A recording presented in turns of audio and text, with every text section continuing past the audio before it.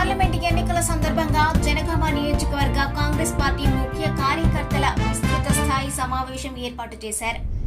ఈ కార్యక్రమంలో ముఖ్య అతిథిగా హాజరైన భువనగిరి పార్లమెంట్ కాంగ్రెస్ అభ్యర్థి చామల కిరణ్ కుమార్ రెడ్డి, మునుగోడు శాసనసభ్యులు రాజగోపాల్ రెడ్డి పాల్గొన్నారు. ఈ సందర్భంగా వారు మాట్లాడుతూ కాంగ్రెస్ పార్టీతోనే అన్ని వర్గాల వారికి న్యాయం జరుగుతుంది, దేశ అభివృద్ధి కూడా కాంగ్రెస్ పార్టీతోనే సాధ్యమవుతుందని, నరేంద్ర మోడీ బీజేపీ పార్టీ మతం అనే ముసుగులో అందరినీ మభ్యపెడుతున్న సంగతి అందరికీ తెలిసిందే. వారిని నమ్మే పరిస్థితుల్లో జనాలు లేరని, ఓట్లతో తప్పకుండా బుద్ధి చెప్తారని వారు హెచ్చరించారు. బీఆర్ఎస్ తరపున పోటీ చేసే అభ్యర్థులు లేక ఆ పార్టీ ఖాళీ అయ్యింది, వారి పని అయిపోయిందని వారన్నారు. ఈ కార్యక్రమంలో జనగామ డీసీసీ అధ్యక్షులు కొమ్మూరి ప్రతాప్ రెడ్డి, జెడ్పీటీసీ గిరికొండల్ రెడ్డి, మాజీ మున్సిపల్ చైర్పర్సన్ కౌన్సిలర్లు, మహిళా నాయకురాలు, ఫ్లోర్ లీడర్స్, నాయకులు, కార్యకర్తలు తదితరులు పాల్గొన్నారు.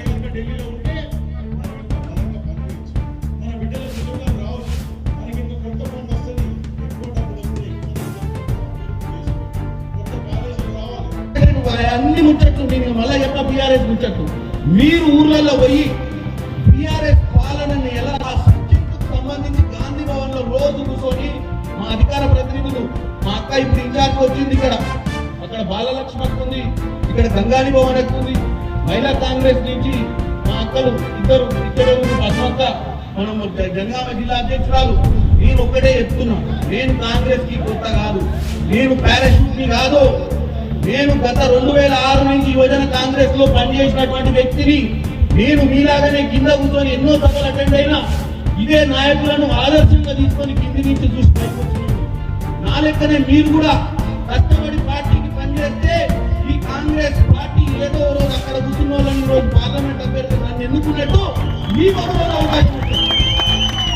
ఎందుకంటే పక్కన ఏదైనా ఉంటే చెప్పొచ్చు, అనికి సోషల్ మీడియా ఉంది, ఏది పడతాన్ని వాగి ఎవరికి పడతాను ఫోన్లలో పంపించి ఒక క్యారెక్టర్ ని అసాసినేట్ చేసే ప్రయత్నం చేస్తున్నారు. నేను మీ అందరికి ఒకటే చెప్తున్నా, మొన్న ఎన్నికలలో మీరు ఎట్లయితే పనిచేసి అన్నకు నిజంగా గెలుపునిచ్చిర్రో ఈ ఓటమి నేను ఒప్పుకోట్లేదు.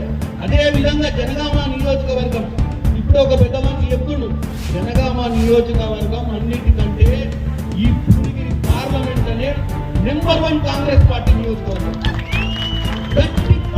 కాంగ్రెస్ పార్టీ నియోజకవర్గం, గట్టి కార్యకర్తల అండ ఉన్న కాంగ్రెస్ పార్టీ నియోజకవర్గం. మీరు అదే ఏరియా పడద్దు. ముఖ్యమంత్రి రేవంత్ రెడ్డి గారు అక్కడ, కోమటిరెడ్డి వెంకటరెడ్డి గారు, రాజగోపాల్ అన్నుండు, ఇక్కడ అన్నను ఏదున్నా ఆదుకొని మీ కష్ట సుఖాలుంటే తీర్చే అవకాశం. అలాగే ఈ రోజు నన్ను మెంబర్ ఆఫ్ పార్లమెంట్ గా మీరు పార్లమెంట్ కు పంపిస్తే నేను డెఫినెట్ గా పార్లమెంట్ లో మన భువనగిరికి సంబంధించినటువంటి ఏ పరిస్థితులైనా అక్కడ వివరించి వీలైనంత మటుకు కోమటిరెడ్డి వెంకటరెడ్డి అయినా రాజగోపాల్ అన్నైనా గతంలో ఏ పార్టీ ఉన్నా అక్కడ ఉన్న మంత్రులతో డిస్కస్ చేసి మనకు ఫండ్స్ తీసుకొచ్చే ప్రయత్నం చేస్తున్నాం.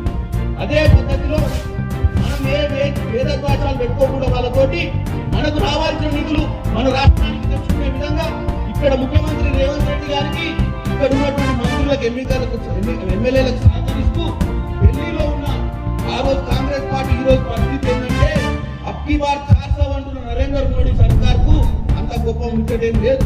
ఎట్లయితే 10 ఏళ్ల పాలన మీరు టీఆర్ఎస్ ని తరిమి కొట్టిర్రో భారతదేశంలో చాలా రాష్ట్రాలలో ప్రజలు బయటపడతలేదు.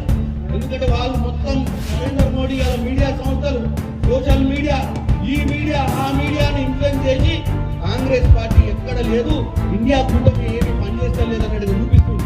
వాస్తవంగా మీరు మే 13 ఓటింగ్ తర్వాత, లాస్ట్ ఓటింగ్ అయిన తర్వాత మనకు జూన్ 4వ తారీఖు నాడు రిజల్ట్ వచ్చినాక చూడండి, నరేంద్ర మోడీకి అబ్కి బార్ 400 కాదు 100 అని చెప్తున్నా.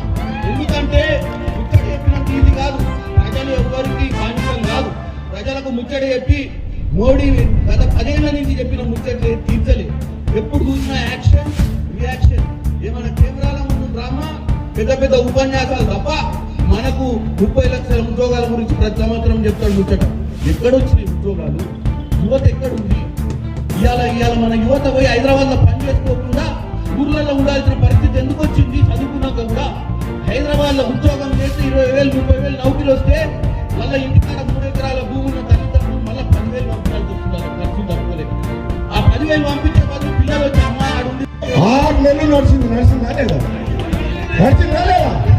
ఊళ్ళలో బోర్లు వేసిందా లేదా?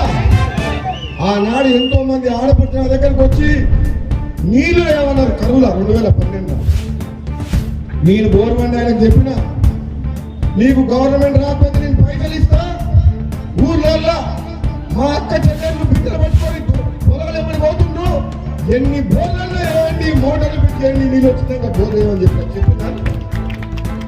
ఆనాడు రుద్రమాదేవి సొసైటీ 20,000 మంది మహిళా సభ్యులు ఉన్నారు. మా ఒంటరి పేద మహిళలకు ఒక వృద్ధాశ్రమం కట్టేమని అడిగింది. నేను ఎంపీగా ఉన్నాను, మా అమ్మ పేరు మీద కట్టిస్తా అని చెప్పి. ఆ తర్వాత నేను ఓడిపోయిన తర్వాత వచ్చిండు. నేను ఒకసారి మాటిచ్చిన మా అమ్మ పేరు మీద, నాకు మహిళలంటే ఎంతో గౌరవం, ఈ ప్రపంచంలో తల్లి ప్రేమని మించింది ఏమీ లేదు. నేను ఎమ్మెల్యేగా అక్కడున్నా సరే, ఎమ్మెల్సీ ఉన్నా సరే, జనగామ ప్రజలు నాకు ఒక్కసారి ఓటేసి గెలిచారు కాబట్టి వాళ్ళ రుణం, ముఖ్యంగా మహిళల రుణం తీసుకోవాలంటే నేను వృద్ధాశ్రమం కట్టిస్తా మహిళకని చెప్పి రుద్రమా సొసైటీ వాళ్ళకు మా అమ్మ పేరు మీద 15 కోట్ల రూపాయలు పెట్టి సొసైటీ కట్టించారు. మనకి అంత డిమాండ్ ఉంది. ఎందుకంటే ఈ పేదలు ఆశీర్వదించిండ్రు, ఈ మహిళలు ఆశీర్వదించి ప్రభుత్వం ఈ అధికారం వచ్చింది కదా అని చెప్పి మేము విరవీగలేం. ఈ అధికారాన్ని బాధ్యతగా భావించి